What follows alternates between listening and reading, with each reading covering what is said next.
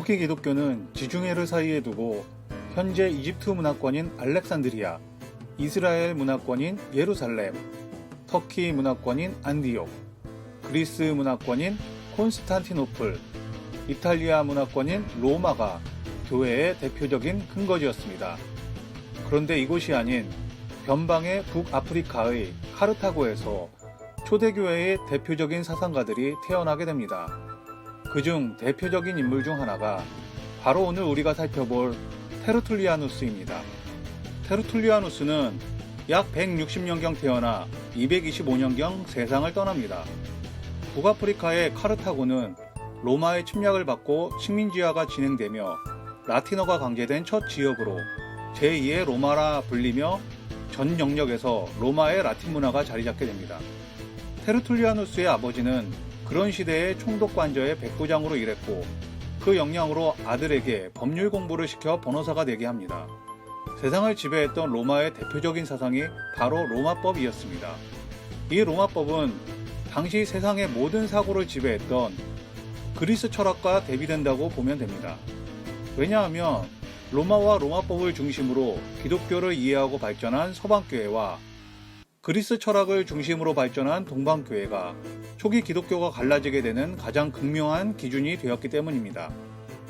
테르툴리아누스는 이러한 로마법을 공부해 변호사가 되었고 이를 바탕으로 기독교를 해석해 서방교회 신학에 대단히 중요한 기틀을 마련하게 되는데 결정적 영향을 미치게 됩니다. 그리고 이렇게 로마법을 기준으로 성서를 해석하고 기독교를 이해한 그는 당시 기독교의 시대사상과 맞물려 대단히 공리주의적인 기독교를 표방하게 됩니다. 그래서 훗날 서방교회, 즉 로마 가톨릭이 상당히 공리주의 성향을 띠게 되어 종교개혁의 빌미가 되는 은총론과 충돌하는 계기를 마련했다고 볼 수 있습니다. 테르툴리아누스가 했다고 전해지는 대표적인 말이 아테네와 예루살렘이 무슨 상관이 있는가는 바로 이런 의미였던 것입니다.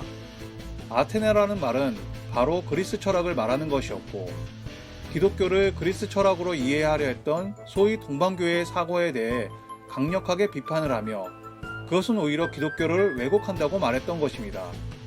하지만 이런 주장을 하며 자신은 로마법으로 기독교를 해석했다는 것은 또 다른 아이러니가 아닐 수 없었습니다.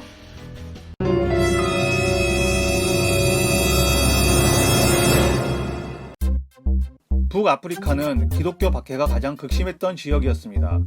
워낙에 로마의 공격에 식민지가 되어 100년 가까이 식민지 정책을 통해 그 지역의 문화를 뿌리채 뽑아 라틴 문화로 바꾸어 버렸으니 그 기간 얼마나 심한 박해가 있었을까요?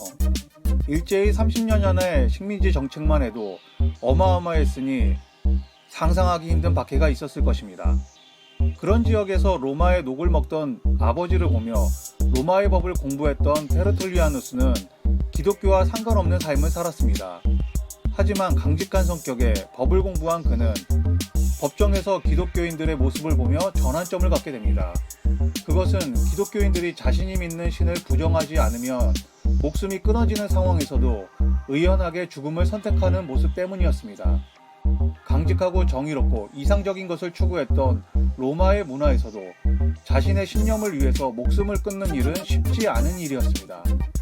그런데 그런 일이 기독교인들 사이에서는 간혹 벌어지는 일이 아니라 빈번히 벌어지는 것을 보며 큰 충격을 받은 것입니다.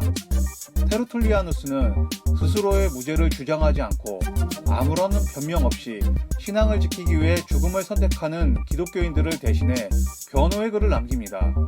그의 글에는 로마 황제가 그리스도인을 핍박하면 안 되는 이유를 변증하면서 박해는 그리스도인의 무죄를 변증한다 라고 했습니다. 순교자들의 피는 교회의 씨앗이라는 말은 테르툴리아누스가 자신의 신앙 고백을 했던 것뿐 아니라 자신이 변호사로 법정에서 목격한 사실에 대한 고백이었던 것입니다. 이렇게 죽어간 순교자들이 교회의 확장과 발전에 엄청난 영향을 미쳤다는 것이었습니다.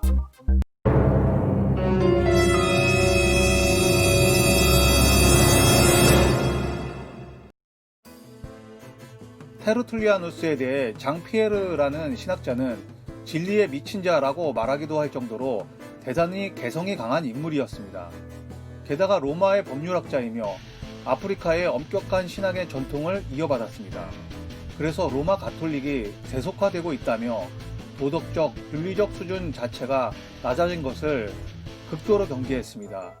그래서 교회가 세속화되는 것을 막지 못하며 개교로 향하는 길이라고 주장하기도 했습니다. 그는 기독교인이 극장에 가거나 검투사의 싸움을 관람하는 것을 금지해야 하고, 기독교인들이 정치에 참여하거나 아고라의 토론에서 참여하는 것도 반대했습니다. 뿐만 아니라 독특한 금욕을 내세우기도 했는데요. 성서에서 결혼을 허락했지만 결혼 생활이 신앙생활에 도움이 되지 못한다고 생각했습니다. 그래서 부부가 결혼을 했지만 부부 생활을 하지 않는 것이 종교적인 성숙을 보이는 길이라고 주장했습니다. 이런 테르툴리아누스의 주장은 현재 가톨릭 사제들의 독신주의의 시초가 되었다고 알려져 있습니다. 이렇듯 독특한 금욕주의를 주장하며 교회의 타락을 막는 것이 가장 중요하다고 여기며 자신만의 로마 법률에 근거한 기독교 체계를 만들어갔습니다. 그러다 마르시온이라는 기독교 초기의 인물과 논쟁을 펼치며 그를 기독교 최초의 이단으로 정죄하는데 결정적 역할을 하게 됩니다. 마르시온은 구약의 신이 배타적이고 이기적인 신이고 신약의 신은 사랑의 신이라고 주장하며 구약을 배제하고 유대교의 전통이 있는 복음서를 제외하고 바울이 쓴 편지를 중심으로 정경을 발표했던 인물입니다. 이렇게 마르시온의 구약과 신약의 신이 모순된다는 주장에 대해 테르툴리아누스는 나는 불합리하게 믿는다는 말을 했던 것입니다. 이런 일련의 과정들을 겪으며 테르툴리아누스는 교회를 바로 세우기 위해 삼위일체라는 용어를 처음 고안해 사용하기도 했습니다. 물론 삼위일체 교리를 체계적으로 세운 인물은 4세기 교부 아타나시우스이지만 테르툴리아누스가 이 개념을 말하지 않았다면 4세기에 체계화되기 힘들었을 것입니다.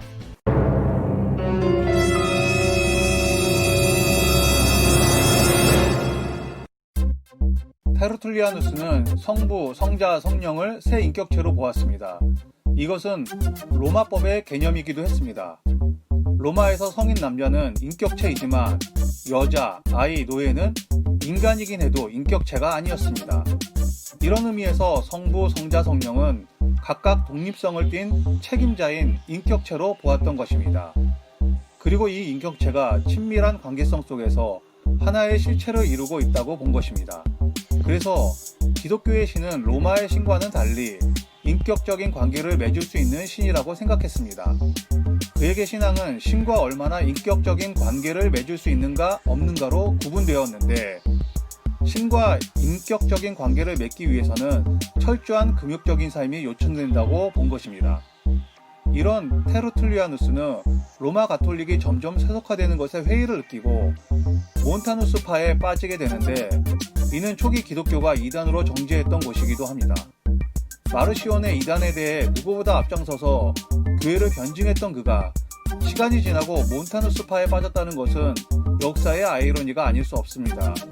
이런 이유로 초기 기독교에 엄청난 영향을 미쳤던 테르툴리아누스는 로마 가톨릭이 성인이라 인정하지 않는 결정적 계기가 되었습니다.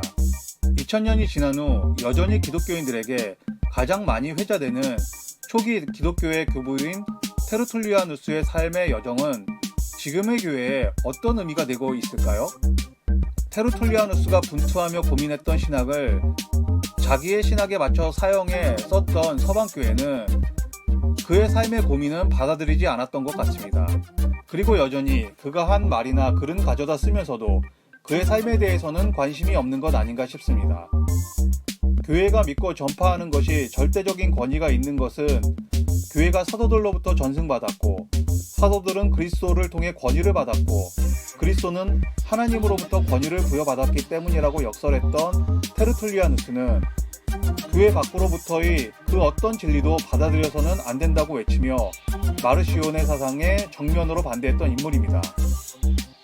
그런 그가 인생의 마지막을 기독교에서 이단으로 정죄한 몬타누스파에서 보냈음에도 불구하고 지금의 가톨릭과 개신교를 포함한 기독교가 테르툴리아누스의 가르침을 기꺼이 인용하고 있다는 것은 많은 생각을 하게 해주는 대목이기도 합니다.